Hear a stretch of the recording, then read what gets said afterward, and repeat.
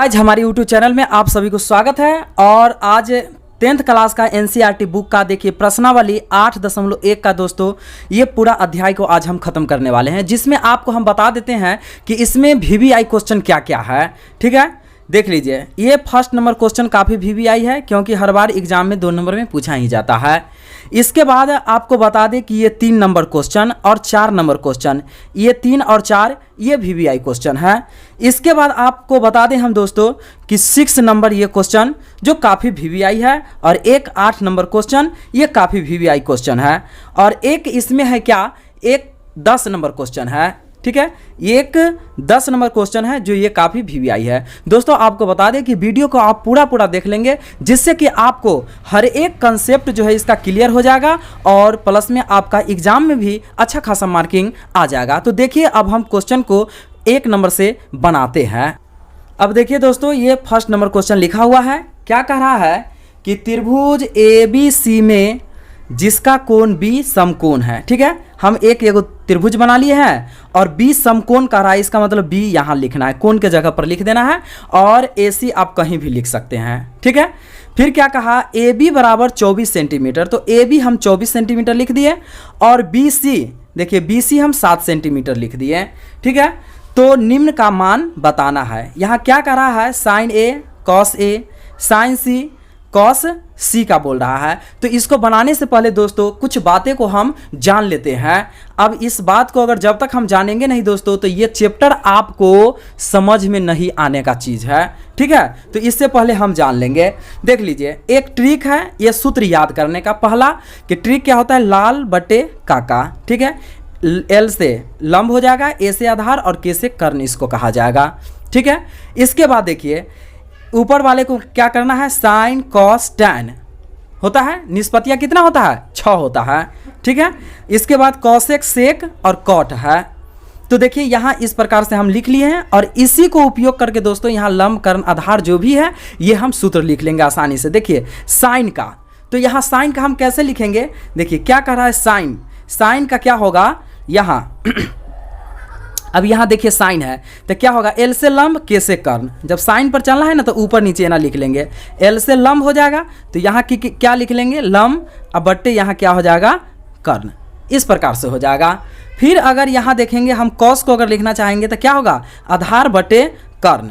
हम लिख सकते हैं आधार अब बट्टे में कर्ण। दोस्तों इस प्रकार से हम ये टोटल इसमें का लिख लेंगे, जिससे हमको सूत्र आसानी से याद रहेगा। अब इसके बाद हम देखते हैं फिर एक समकोण त्रिभुज जो होता है, एक समकोण त्रिभुज में हमको जरूरी क्या क्या होता है, तो लंब होता है, आधार होता है और कर्ण होता है। ठीक है, जिसमें से अगर आपको बता दें कि अगर लंब और आधार हमको पता है तो पहले क्या निकालना पड़ेगा, कर्ण निकाल लेना पड़ेगा। अगर हमको आधार और कर्ण पता है तो क्या निकालना पड़ेगा, लंब निकाल लेना पड़ेगा। ठीक है, अब इसके बाद हम कुछ नोट है।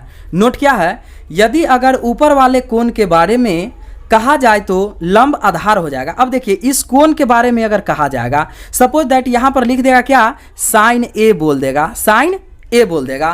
तो देखिए साइन A का क्या होता है, लंब, अब बट्टा में क्या होता है, कर्ण होता है। तो देखिए साइन A के बारे में अगर बोल देगा तो इसके सामने वाला क्या हो जाएगा, लंब हो जाएगा, इसके सामने वाला लंब हो जाएगा। ठीक है, और ये क्या हो जाएगा, आधार हो जाएगा, कर्ण कभी बदलता नहीं है। अब देखिए यहाँ क्या कर रहा है, यदि नीचे वाले कोण के बारे में कहा जाए, अगर BIC के बारे में कह रहा है तो इसमें बदलना नहीं है। जैसे देखिए यहाँ पर का मान लंब होता है तो ये लंबे यहाँ पर कहलाएगा, यहाँ का मान आधार होता है तो आधारे कहलाएगा, और यहाँ का मान कर्ण होता है तो कर्णे कहलाएगा। ठीक है, अब इसके बाद देखिए हम क्वेश्चन को बनाते हैं दोस्तों, जो कि आप वीडियो को पूरा देख लेंगे। जब तक आप वीडियो को पूरा नहीं देखेंगे तब तक आपको एग्जाम में स्कोरिंग हो नहीं पाएगा। तो देखिए यहाँ क्या कहा, लिखते हैं। सबसे पहले हल लिखेंगे, त्रिभुज ABC एक समकोण त्रिभुज है। ठीक है, लिखना पड़ेगा क्या, समकोण त्रिभुज है। ठीक है, ये समकोण त्रिभुज है जिसमें एंगल B क्या है, तो समकोण है। एंगल B इसमें समकोण है, अर्थात कितना डिग्री है, तो 90 डिग्री ये है। इतना हो गया। अब देखिए इसमें हमको लंब पता है और आधार पता है, क्या नहीं पता है? तो कर्ण नहीं पता है। तो सबसे पहले हमको कर्ण निकालना पड़ेगा, ठीक है। तो किससे निकालना पड़ेगा? लिखना पड़ेगा पाइथागोरस प्रमेय से, पाइथागोरस प्रमेय से, ठीक है। तो पाइथागोरस प्रमेय में हम आपको बता दें कि कर्ण बराबर सूत्र क्या होता है। तो यहाँ लिखना पड़ेगा कर्ण स्क्वायर बराबर क्या हो जाएगा, यहाँ लिखेंगे लंब स्क्वायर अजोड़ आधार स्क्वायर, ठीक है। इस प्रकार से लिख लेंगे। अब देखिए कर्ण का मान तो वैल्यू तो हमको पता नहीं है, तो अब क्या कर लेंगे, यहाँ कर्ण का कर्ण स्क्वायर रहने देते हैं, ठीक है, बराबर लंब का मान कितना पता है 24। तो यहाँ लिखना पड़ेगा 24 का स्क्वायर अजोड़ आधार कितना है 7, तो 7 का स्क्वायर लिखना पड़ेगा। इसके बाद हम फिर क्या करेंगे, यहाँ लिख लेते हैं 24 का स्क्वायर। 24 का स्क्वायर दोस्तों हो जाएगा कितना, ठीक है। तो 24 का स्क्वायर हो जाएगा 576 अब प्लस 49, 7 का स्क्वायर कितना होगा 49। अब इसको हम क्या करेंगे, तब यहाँ हम जोड़ लेते हैं, इसको जोड़ेंगे तो कितना होगा 625। अब देखिए यहाँ पर क्या हो गया, कर्ण स्क्वायर बराबर हमको इतना पता चल गया। जब कर्ण बराबर हम पता करेंगे तब कितना होगा, तो इस पर से दोस्तों सीधा अगर कर्ण बराबर हम लिखेंगे तो ये स्क्वायर खत्म हो जाएगा। तो क्या होगा, अगला अंक पर रूट चढ़ जाता है, रूट अंडर, ठीक है। अब इसका वर्गमूल कितना हो जाएगा 25। तो इस प्रकार से आपको बता दें कि यहाँ कर्ण का वैल्यू हमको पता कितना चल गया, तो 25 पता चल गया, ठीक है। अब देखिए क्रमांक संख्या 1 प्रश्न नंबर 1 में हम देख लेंगे कि क्या क्या निकालना है। तो देखिए निकालना क्या है, हमको निकालना है यहाँ पहले नंबर में साइन ए निकालना है और फिर कॉस ए निकालना है, ठीक है।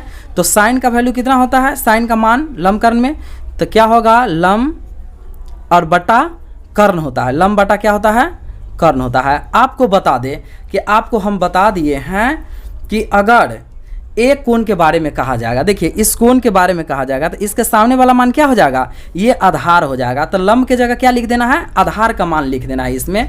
तो आधार का कितना हो जाएगा, यहाँ लिख लेंगे 7 अब बट्टे कर्ण का वैल्यू कितना पता चल गया हमको 25। कभी की कर्ण नो चेंज होता है, तो इस प्रकार से इसका आंसर ये हो गया।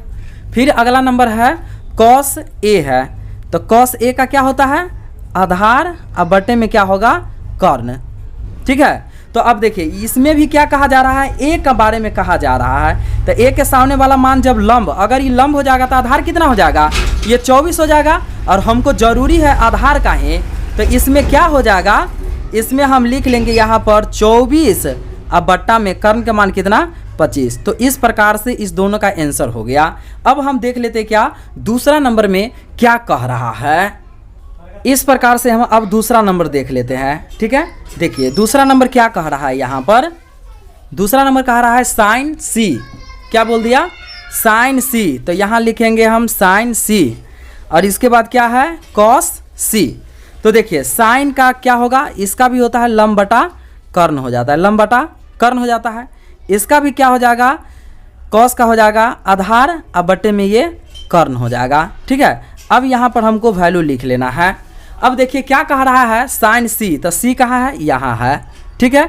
देखिए जिस कोण के बारे में कहेगा उसके सामने वाला मान लंब हो जाता है। तो यहाँ क्या हो जाएगा, इसमें लंब 24 हो जाएगा क्योंकि सी के बारे में कह रहा है, ठीक है। और बी के सामने वाला जैसे कर्ण कभी बदल नहीं सकता है, तो क्या होगा लंब का मान यहाँ 24 हो गया अब बट्टे कर्ण का मान 25 हो गया। तो इसका आंसर ये हो गया। और इसके बाद है क्या कॉस सी, तो यहाँ भी सी है, सी के सामने वाला मान लंब हो जाएगा, ये लंब हो जाएगा तो ये क्या रहेगा आधार। हमको जरूरी आधार का था, तो आधार अब बट्टे में क्या हो गया 25 क्योंकि कर्ण 25 कर्ण कभी बदल नहीं सकता है, ठीक है। तो इस प्रकार से ये हो गया। अब देखेंगे दोस्तों हम दूसरा नंबर क्वेश्चन देखेंगे कि दूसरा नंबर क्वेश्चन क्या कह रहा है।